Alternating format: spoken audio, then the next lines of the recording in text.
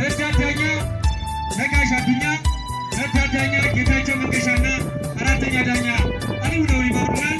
ይህን ውድድር የሚያስተምሩልን የተከበሩ አቶ ልዑል መስፍን የደባርቅ ከተማ አስተዳደር ምክትል ከንቲባና ስራና ስልጠና ኃላፊ እንዲሁም የስፖርት ምክር ቤቱ ምክትል ሰብሳቢ አቶ ስጦታ ታጀበ የደባርቅ ከተማ አስተዳደር ወጣቶችና ስፖርት ጽሕፈት ቤት እንዲሁም የኮሌጅ ዲናችን አቶ ያብባል የደባርቅ ሆስፒታል ስራ አስኪያጃችንና ሌሎች የክብር እንግዶች ጨምራችሁ